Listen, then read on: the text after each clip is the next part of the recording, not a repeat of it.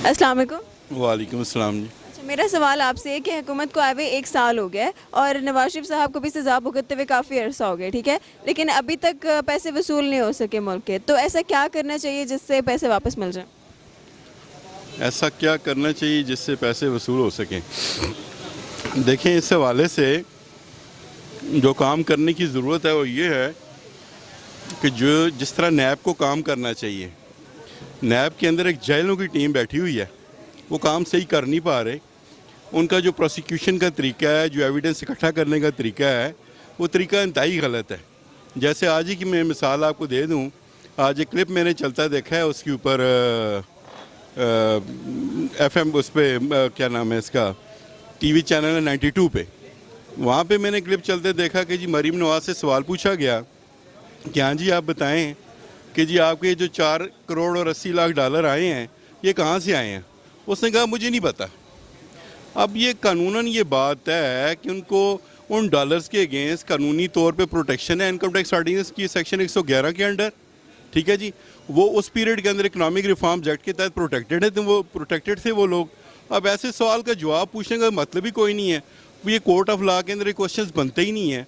अब इसमें नैब को ये चाहिए कि इन मामलात को डिग आउट करें, अपनी एक्सरसाइज पूरी करें, प्रोसिक्यूशन को पूरा करें, इन डिटेल चीज़ों को वर्कआउट करें। वर्कआउट करने के बाद जो एविडेंस खुद उनके सामने आ जाएगी तो फिर वो डिसीजन लेने के काबिल होंगे। जब वो डिसीजन कोर्ट ऑफ लॉ में लेके आएंगे तो फिर एक्शन होगा। जब कोर्ट ऑफ लॉ के अंदर कोई चीज़ इस्टेब्लिश कर ही नहीं पा रहे, कोई जो है ना वो क्या कहते हैं उसको पैसा इस्टेब्लिश कर ही नहीं पा रहे कि जो रिकवरेबल है, तो रिकवरी कैसे होगी? ये रिकवरी कभी भी नहीं हो सकती। इसको अगर आप कहें ना जी कि देखिए ऐसे कतन नहीं हो सकता, हम कहें ना जी ये कोई लाइबिलिटी है उनकी, जो जेन्युइन टैक्स जेन्युइन उनकी जो है ना वो लाइबिलिटी है जो उनको पे करनी है, जो उनसे रिकवर होना चाहिए, वो रिकवरी इस वजह से नहीं हो रही कि उसके अगेंस्ट एविडेंसेस नैब के पास पूरे नहीं हैं। उसके अगेंस्ट एविडेंसेस जो हैं नैब के पास पूरे नहीं हैं। ये कहना बहुत आसान है कि उन्होंने जाना कि जी जरदारी साहब ने कि उनके फेक अकाउंट्स हैं 3000। वो फेक अकाउंट से पहले नेक्सस तो क्रिएट करो कि जरदारी साहब के और फेक अकाउंट्स के दरमियान नेक्सस है क्या है। जिस हद तक आप वो नेक्सस क्रिएट नहीं करेंगे वो कभी भी रिकवरी नहीं हो सकती, सवाल ही पैदा नहीं होता। आप कहेंगे जी इस एक्शन इस काम के अंदर ये पैसा गया, इस काम के अंदर ये पैसा गया, इस काम के अंदर ये पैसा गया, उसकी कोई डॉक्यूमेंट्री एविडेंस है। दो चीज़ें हम इसके अंदर कहते हैं। एक बात तो ये है कि फॉर द टाइम भी अगर हम एक्सेप्ट कर लें, हम ये एक्सेप्ट कर लें कि जी कि उनके पास वो एविडेंस नहीं है अपने आप को सपोर्ट करने का, लेकिन वो तो उन्होंने अपनी डिक्लेरेशन जैसे दी हुई हैं। अगर जो है ना गवर्नमेंट ऑफ पाकिस्तान या नैब उनके अगेंस्ट या उनकी कोई एक्विजिशन है, उन एक्विजिशन के अगेंस्ट अगर वो इस्टेब्लिश करना चाहते हैं, अपने वर्शन को सब्सटेंशिएट करना चाहते हैं, तो उनके पास प्रॉपर उसके अगेंस्ट एविडेंसेस होने चाहिए। क्योंकि ओनर्स ऑफ प्रूफ जो है, जो एलिगेशन लगाने वाला है उसके ऊपर है, ओनर्स ऑफ प्रूफ उनके ऊपर नहीं है जो क्या कहते हैं उसको डिफेंड करने वाले हैं। ये एलिगेशन लगा रहे हैं कि आप गलत हैं, तो गलत है तो प्रूफ करके दिखाओ। अगर प्रूफ करके दिखा देंगे तो फिर उनका राइट ठीक है, फिर ये अमाउंट रिकवरेबल है। अदरवाइज ये पैसे रिकवरेबल नहीं है। फिर जो मर्जी कहेंगे जी ये पैसे चाहे जिस तरह मर्जी ही करें वो, ये पैसे कतन रिकवरेबल नहीं है। अगर जो है ना हम कहेंगे जी देखें जहाँ पे इनकी एविडेंस कंक्लूसिव होती है वहाँ पे लोग प्ली बार्गेन के ऊपर आ जाते हैं। जहाँ पे एविडेंस इनके पास जो है ना वो एक्सप्लिसिट होती है वहाँ पे लोग जो है ना वो क्या कहते हैं उसको लेट डाउन हो जाते हैं और अपनी जो है ना अपने आप को ऑफर कर देते हैं, सरेंडर कर देते हैं। लेकिन जहाँ पे इनके पास एविडेंस पूरी नहीं है वो बंदा एंड तक लड़ता रहता है। तो जैसे मैंने आज की आपको बताया 4 करोड़ 80 लाख डॉलर उनके अकाउंट के अंदर अगर आया है तो थ्रू बैंकिंग चैनल आया है। उनको सोर्स को प्रोव करना, अगर नैब प्रोव कर सकता है तो नैब प्रोव कर लेना। नैब अगर प्रोव कर सकता है तो नैब प्रोव कर ले। जब नैब प्रोव करेगा तो फिर उसे पता चलेगा कि जी पैसे फलां कंपनी ने इनके अकाउंट में डाले, फलां कंपनी का इनकी कंपनी के पीछे जो है ना कोई किसी कमीशन के साथ लिंक था या नहीं लिंक था।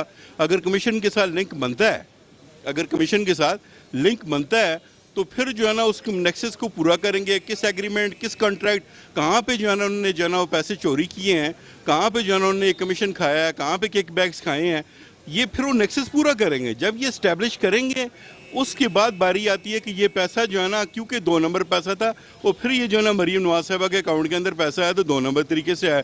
मेरे लिए ये कह देना, सिर्फ इतना कह देना कि जी पैसा जो है ना 2 नंबर जो पैसा आया हुआ है ये 2 नंबर ही पैसा है जी। और ये फॉरेन रेमिटेंस आई हुई है ये 2 नंबर ही पैसा है। तो खाली फॉरेन रेमिटेंस को कह देना कि जी ये 2 नंबर पैसा है, ये सफिशिएंट नहीं है। वो फॉरेन रेमिटेंस जो है इनकम टैक्स ऑर्डिनेंस के अंदर प्रोटेक्टेड है, सेक्शन 111 के अंदर, जिस पीरियड के अंदर वो पैसा है उसके as per government public law उसके अंदर किसी किस्म की जो है ना कोई एक्सक्लूजन नहीं है कि जी कोई फॉरेन मिनिस्टर जो है ना वो फॉरेन करेंसी एक्सचेंज के अगेंस्ट जो है ना वो इम्यूनिटी नहीं ले सकता। किसी कानून के अंदर ये चीज़ नहीं है। पिछले साल तक जब इकनॉमिक रिफॉर्म्स एक्ट के अंदर उन्होंने अमेंडमेंट की है, उससे पहले तब भी ये लोग उसके अंदर प्रोटेक्टेड थे। ये सारी की सारी प्रोटेक्शन जो है ये मौजूद थी। 2008 के अंदर भी ये प्रोसीडिंग्स चली, तब भी उन्होंने कहा जी we are protected under the economic reform act, ठीक है ना जी। फिर 2011 में भी इनकम टैक्स ऑर्डिनेंस 2001 के अंदर भी इनको प्रोटेक्शन थी, इनकम टैक्स ऑर्डिनेंस 1979 के अंदर भी इनको प्रोटेक्शन थी। तो सारी प्रोटेक्शन लेके बैठे हुए हैं। तो इसका मतलब ये they are in safe hand. Government अपने एंड के ऊपर वर्किंग नहीं करती। यहाँ पे जो है ना गवर्नमेंट के अधिकारी जो हैं वो बैठ के पुठी सीधी बातें करते रहते हैं, उनका कोई फ़ायदा कोई नहीं है।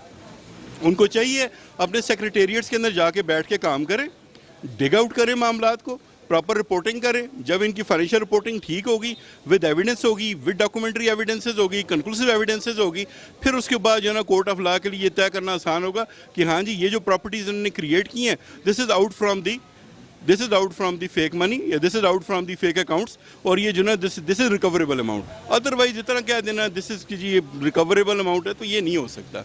तो ये इसमें इशू है। जहाँ तक अगर हम देखें ना ओवरऑल हम पूरे सिस्टम की बात करें, तो इनको एफर्ट करने की ज़रूरत है।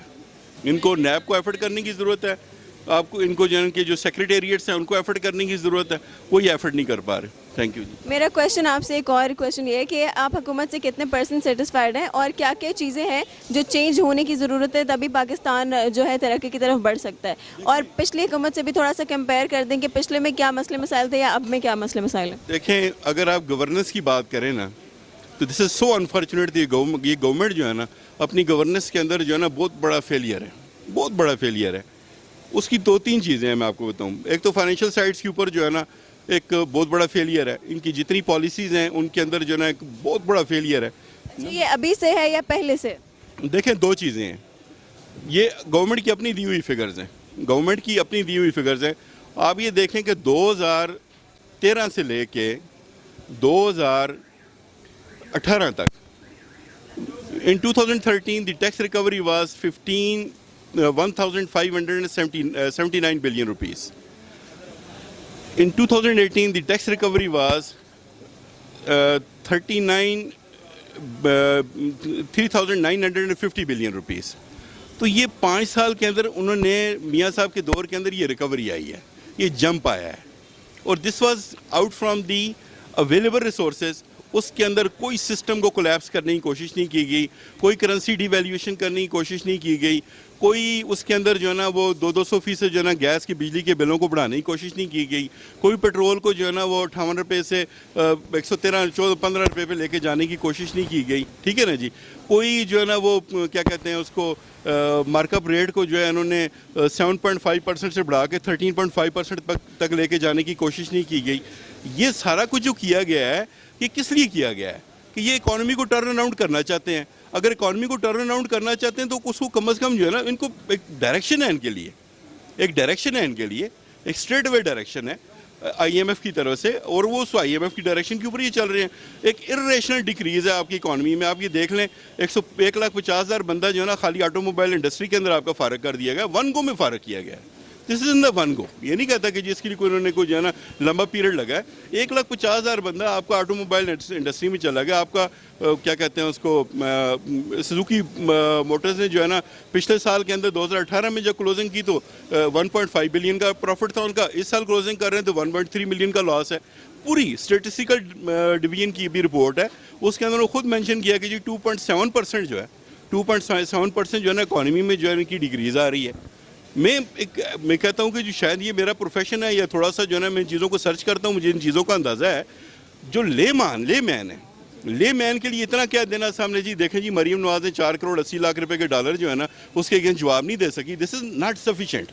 उसको कोर्ट ऑफ लॉ में जाके इस्टेब्लिश करें। और अगर आप ये लोग चाहते हैं कि इकॉनमी के अंदर ये चीज़ें प्रॉपरली वर्कआउट करें प्रॉपर्ली वर्कआउट करें तो अपने सेक्रेटेरिएट्स के अंदर बैठ के काम करें। ये लोग अपने सेक्रेटेरिएट्स के अंदर बैठ के काम नहीं करते। इमरान खान साहब को चाहिए कि बनी गाला में टाइम गुजारने की बजाय he should spend some time in secretariat. You have to check the performance of their secretariat कि उनकी ट्रेड ऑफ कॉमर्स की मिनिस्ट्री क्या कर रही है, उनकी ख़जाने की मिनिस्ट्री क्या कर रही है, उनकी प्लानिंग की मिनिस्ट्री क्या कर रही है, उनकी जो है ना वो क्या कहते हैं उसको बाकी मिनिस्ट्रीज़ क्या कर रही हैं। तो दे हैव टू चेक, वहाँ पे बैठ के चेक करेंगे, उनको पता चलेगा कि जी एक फाइल जो है ना पिछले 6 साल से एक ही टेबल के ऊपर पड़ी और आगे क्यों नहीं जा रही, कौन सा प्रोजेक्ट है जो 3 साल से आगे नहीं मूव कर रहा। ठीक है ना जी। हमारे यहाँ जो है ये मिनिस्ट्री ऑफ हेल्थ की फंडिंग आती है, ग्लोबल फंड से आती है, गावी की तरफ से आती है, हमारे जो इंटरनेशनल डोनर्स हैं उनकी तरफ से बिलियंस ऑफ रुपीज़ की फंडिंग आती है। वो प्रोजेक्ट हमारा मिनिस्ट्री ऑफ हेल्थ इंप्लीमेंट ही नहीं कर पा रहा। क्यों नहीं कर पा रहा? एक तो उनके पास कैपेसिटी नहीं है, दूसरी चोर बाजारी है। वो कौन चेक करेगा? मिनिस्टर हेल्थ ने चेक करना है। मिनिस्टर हेल्थ को काम करता नहीं है, मीन्स ये सेक्रेटेरिएट नहीं काम करते। Same is the case with every ministry, हर एक मिनिस्ट्री जो है ना। तो this is basically issue with the governance. ये गवर्नेंस का मसला है।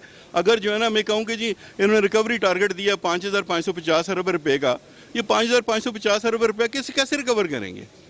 ये 5,550 अरब रुपया ये छोटी अमाउंट नहीं है। पिछले साल की जो है ना, अभी इस साल की जो रिकवरी इनकी 3869 अरब रुपया, उससे ये 43% इंक्रीज़ है। और ये 43% की इंक्रीज़ जो है ना इन्होंने रिकवर कैसे करनी है? इसकी रिकवरी के लिए वो कहें जी, अभी कल हम वर्किंग देख रहे थे कि खाली आज की तारीख के अंदर जो है ना, आज की तारीख के अंदर 95 अरब रुपये का शॉर्टफॉल है इनका। मतलब पहले ही महीने जो है ना 60-70 अरब रुपये का शॉर्टफॉल इन लोगों ने देखना है। और वो भी 355 अरब रुपये के हिसाब से इनकी हर महीने की रिकवरी जो है ना 450 अरब रुपये होनी चाहिए। और अभी तक इनकी रिकवरी 195 अरब रुपये पहले महीने के अंदर। तो बहुत अच्छी रिकवरी करेंगे टारगेट के हिसाब से, तो 100 अरब रुपये का शॉर्टफॉल है। फिर रिकवरी कैसे करेंगे ये? उसके लिए गवर्नेंस को बेहतर करने की ज़रूरत है। उसमें इनके पास जो है ना ये देखते आ रहे हैं। इसमें पिछली गवर्नमेंट का भी फॉल्ट था कि उन्होंने एफपीआर की कैपेसिटी बिल्डिंग नहीं की है। एफपीआर इस वक्त शॉर्ट ऑफ स्टाफ है, उनके पास जो है ना मैनेजमेंट सिस्टम उनका ठीक नहीं है, इसलिए उनकी रिकवरी ये बिल्कुल उनकी जो है ना सफ़र करेगी। ये इशू है। और मैं ये समझता हूँ कि अगर गवर्नेंस लेवल के ऊपर चीज़ें बेहतर की जाती, परफॉर्मेंस को बेहतर किया जाता, चीज़ों को जो है ना प्लान किया जाता, उसके बाद हम स्ट्रेट अवे हमने कहा जी हमने अपनी इनकम का टारगेट पूरा करना है, चाहे गैस को महंगा करके पूरा कर लें, चाहे पेट्रोल को महंगा करके पूरा कर लें, चाहे बिजली को महंगा करके पूरा कर लें, चाहे जो ना वो क्या कहते हैं उसको टैक्सेस को बढ़ा के पूरा कर लें, डायरेक्ट टैक्सेस को, विदहोल्डिंग टैक्सेस को, इनडायरेक्ट टैक्सेस को, ताकि हमारे एफपीआर को और हमारी जो है ना मैनेजमेंट को काम ही ना करना पड़े, रिकवरी ऑटोमेशन में आ जाए। यहाँ दुकानों के ऊपर जो है ना वो सेल्स टैक्स की जो है ना वो मशीनें इंस्टॉल कर दें, हर महीने के बाद वेब बेस्ड जो है ना इनके पास इलेक्ट्रॉनिक बिलिंग आ जाए कि जिस महीने आपने इतनी सेलिंग की है उसके ऊपर 7.5% टैक्स आप देते हैं, साहब का हिसाब किताब पूरा हो जाएगा। इन चीज़ों से निज़ाम चलने वाला नहीं है। ये गवर्नेंस से ये चीज़ें जो है ना, ऐसी गवर्नेंस से ये चीज़ें जो है ना कतन चलने वाली नहीं है। ये कहेंगे जी हम सोए रहेंगे कि जी मुझे तो पता चला जी क्या कहते हैं स्टेट बैंक ने मीडिया से पता चला जी कि डॉलर का रेट जो है ना वो 118 रुपये से 134 रुपये पे हो गया। अगर ये चीज़ें मीडिया से ही पता इन्होंने करनी है तो फिर इनकी गवर्नेंस का क्या फ़ायदा? हमें इनकी गवर्नेंस का कोई फ़ायदा नहीं है। तो ये जी गुड गवर्नेंस के लिए इनको अपने सेक्रेटेरिएट्स के अंदर मिनिस्टर्स को बैठना पड़ेगा। महीना अपने सेक्रेटेरिएट्स के अंदर ये जाते नहीं है, तो वहाँ पे अपने सेक्रेटरीज़ की, एडिशनल सेक्रेटरीज़ की, डिप्टी सेक्रेटरीज़ की, सेक्शन ऑफिसर्स की, उनके नीचे क्लरिकल स्टाफ है, उनकी वर्किंग को किससे चेक करना है? ये काम इसमें गलती है। मैं ये समझता हूँ इसमें इंप्रूवमेंट की ज़रूरत है। उसके लिए इनको एसओपीज़ अपने नए सिरे से डिफाइन करना है तो डिफाइन करें। 1 साल तो हो गया, कब डिफाइन करेंगे? 3 साल बाद, 4 साल बाद डिफाइन करेंगे। तो इनको करने की ज़रूरत है जी। Thank you so much.